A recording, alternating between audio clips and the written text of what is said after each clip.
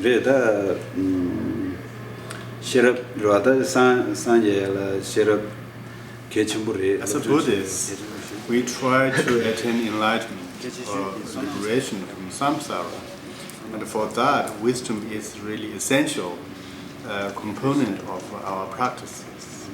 And then wisdom alone cannot really help us without having other important elements.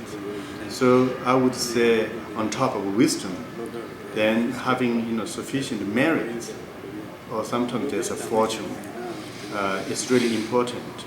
Really, having merit and then having the wisdom, the combination of the two, really enable us to attain enlightenment. And I sometimes use this example of going to college, that you did everything you could.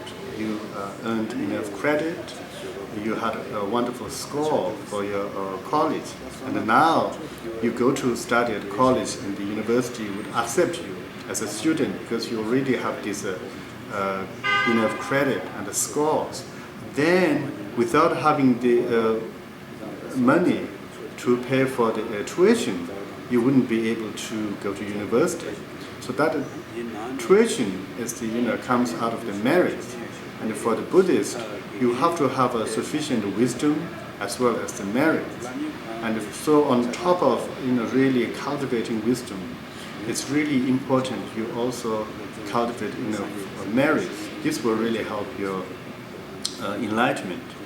And so there are many ways you generate merit by really engaging in practicing wholesome deeds, prostration, making offerings, and so on. There are a number of ways you can really, also meditation on bodhicitta is another great way of generating merit.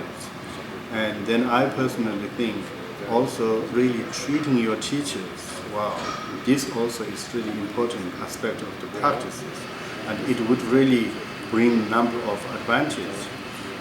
Treating your teachers, your spiritual teachers properly, it helps you to generate merits. It would also help you to really receive proper instruction. When you treat your teacher well, the result is also they can bestow you with a lot of knowledge and so on. And it's considered that mistreating your teachers and so on is really a serious negative action for students.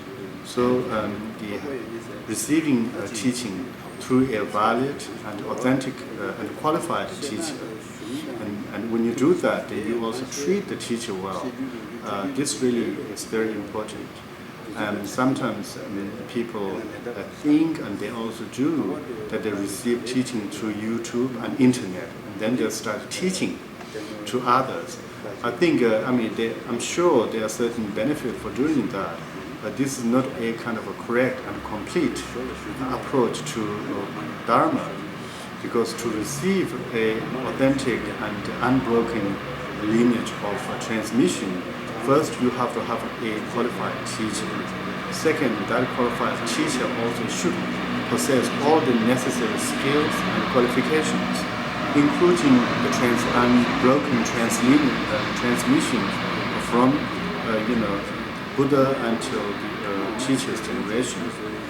And so the teachers having this kind of unbroken transmission and qualification, and also the knowledge, it's really important. And when you meet such teacher, then for the student, treating that teacher well is really important.